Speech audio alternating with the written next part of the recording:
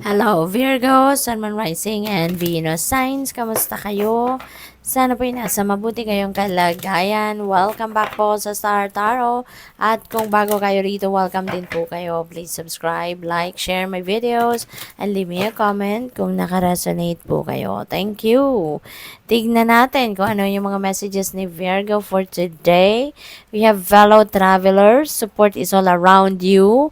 Kaya huwag kayong mag-alala at huwag kayong mahihiyang humingi ng tulong if you need help in any way, shape, or form. Okay? Kasi lahat tayo, no? Always remember na each and every one of us, we are all entitled for help. Okay?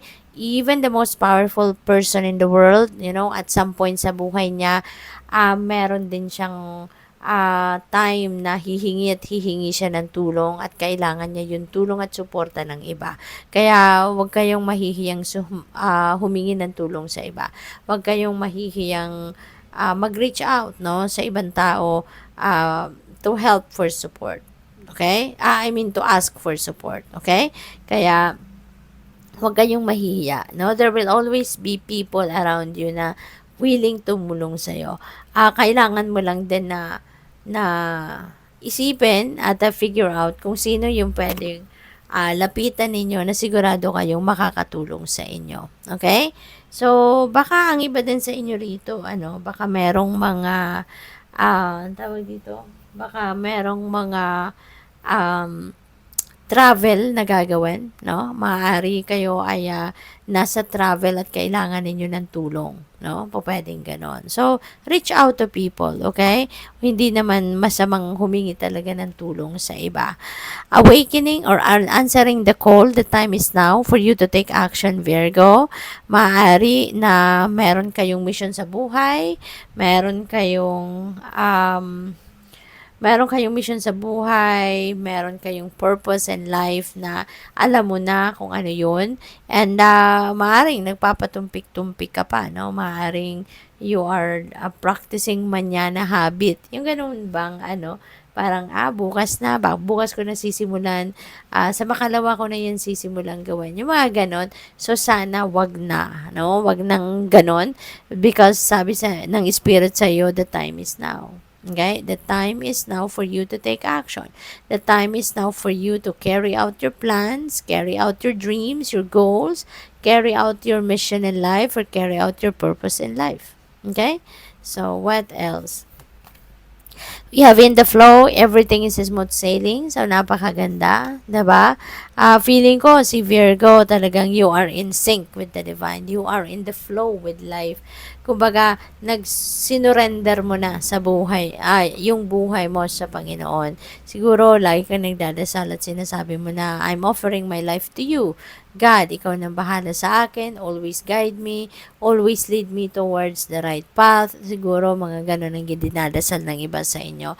Kaya siguro napapansin din ninyo na everything in your life now is unfolding according to His will. 'Di ba? At mapapansin mo, malalaman mo na ganun ang ganap because everything is smooth sailing. Okay? Kung meron kang problema, merong pumapasok ang kusang dumadating ang solusyon, 'di ba? At nakikita mo na things are unfolding according to His will kasi everything is falling into its right places, 'di ba? Kung may kailangan ka, dumadating ng kusa, merong mga taong tumutulong sa iyo, Yung mga ganun ba? Kaya alam mo na you are in the flow with life. Kasi sumusunod ka lang kasi sa agos ng buhay. Siguro nakikinig ka lagi sa inyong intuition at kung ano ang bulong ng intuition mo, yun ang sinusundan mo. Kaya good for you. So, tingnan natin kung ano pa ang mga mensahe para sa iyo.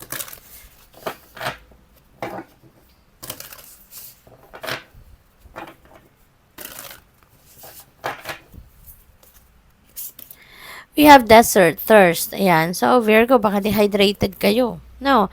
Or baka hindi kayo masyadong umiinom ng tubig. Feeling ko dito, this is literal, no, na kailangan ng katawan ninyo ng tubig. Okay?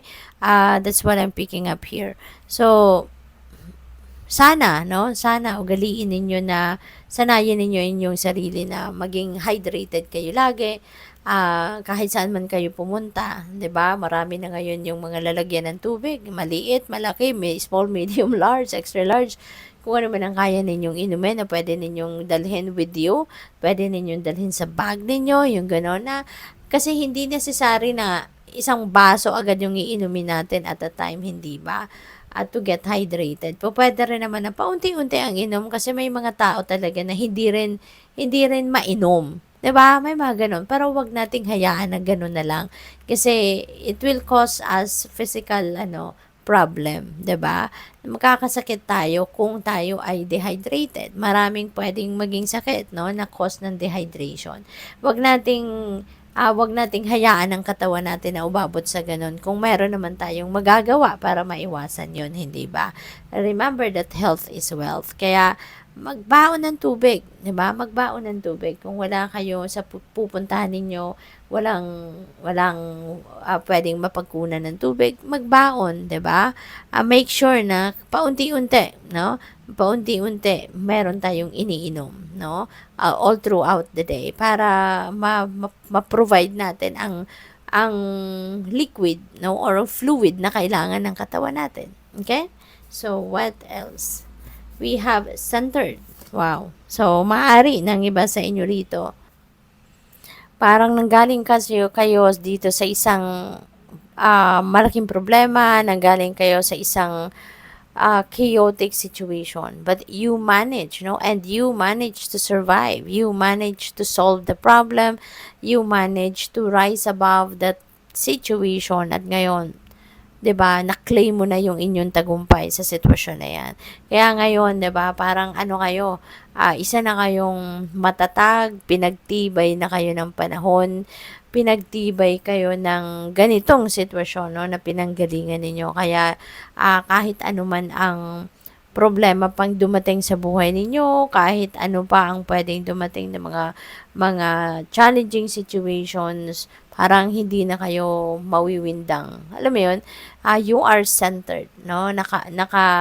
Narating mo yung point wherein matibay ka, focused ka, nagtitiwala ka sa universe, at tinulungan ka ng universe, no, na ma-solve mo ang problema mo. Tinulungan ka ng universe na malagpasan mo, no, yung na ito, yung problemang ito. Kaya ngayon, nandoon ka sa puntong you are centered, you are strong, you are brave, 'di ba? And you are in sync, no, with the divine. Tulad nito, in the flow with life ka talaga. So, what else? We have intention. Maybe ang iba sa inyo dito is setting your new intentions for the new year. Kadalasan tayo ay gumagawa or nagsaset ng new intentions as the year starts at saka as our birthday season starts, no?